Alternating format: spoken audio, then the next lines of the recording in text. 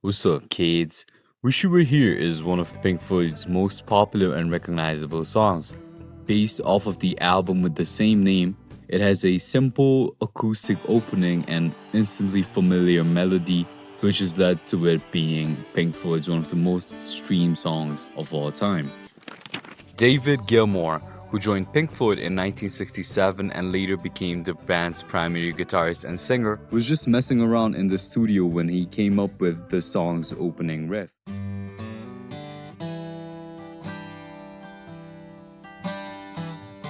Roger Waters, the then main lyricist and conceptual leader of Pink Floyd, heard the riff and asked him to decrease the tempo.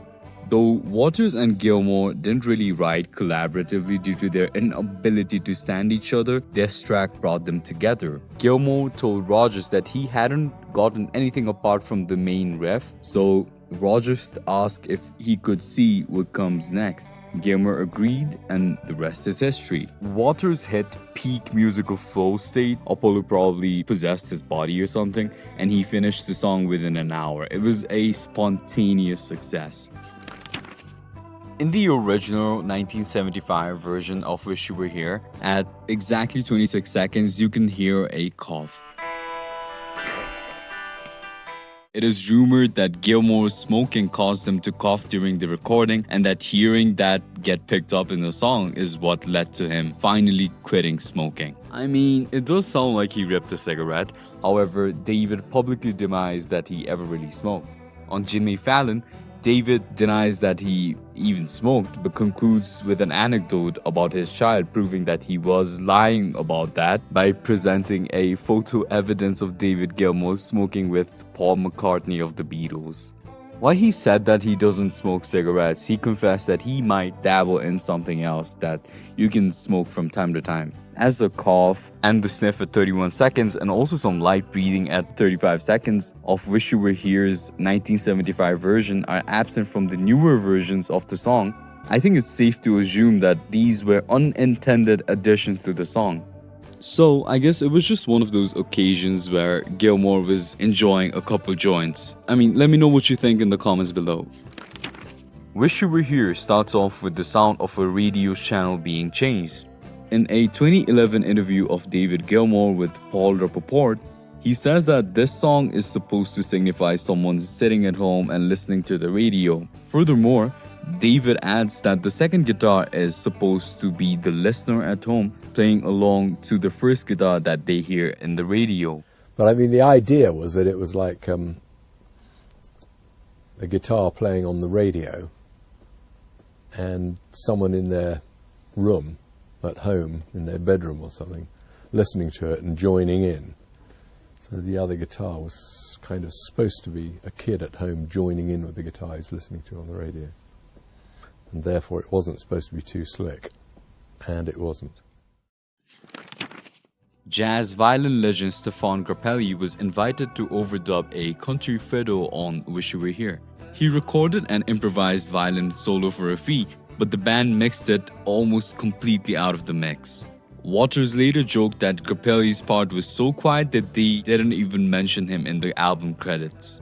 In the original 1975 release, you can barely hear a violin line at around 5 minutes and 20 seconds. However, the Grappelli part later resurfaced and gained recognition with the 2011 White Pink Floyd and 2025 Immersion reissues, where his violin is completely audible.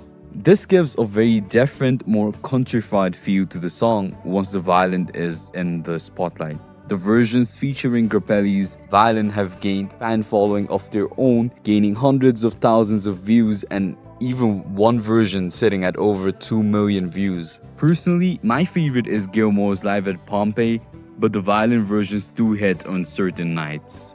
Let me know what your favorite version of Wish You Were Here is in the comments below. The pedal steel guitar in the middle of the song was not played by a guest, but played by David Gilmour himself. The album credits confirm that Dave handled the 6-string acoustic guitar, the 12-string acoustic guitar, and the pedal steel guitar on Wish You Were Here. Sheesh, talk about being good with your fingers. That crying steel guitar solo which comes after the second verse is actually David Gilmour double-tracked on pedal steel.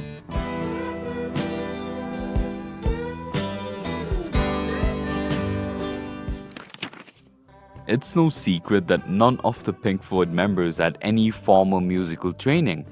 Therefore, it may not always make sense to analyze their records using academic measures, as the band was driven more by intuition and experimentation. However, Ethan Hine, who has a PhD in music education from NYU, gives an in-depth analysis of this track on his Music Radar article. Hine essentially argues that the lyrics really portray Waters talking to Gilmour and basically describing the failed bromance between Gilmour and Waters.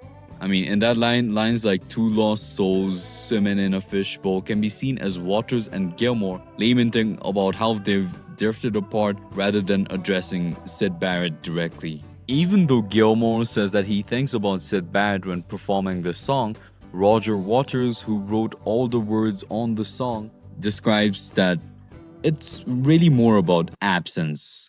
Hine analyzes the song very technically by using music theory and composition theory. I'm skipping the nerdy mumbo jumbo in this video, but I highly recommend going through the article by yourself. I mean, it is just crazy how beautiful this song is because the artists who created this piece, Roger Waters and David Gilmour, themselves have different interpretations for the song. Yet, when you deep dive into the song using technical and theoretical music concepts, you reach an interpretation that is completely out of the box. The article will be linked in the description. I highly recommend you check it out. So yeah, that's pretty much it about the ball knowledge on Wish You Were Here.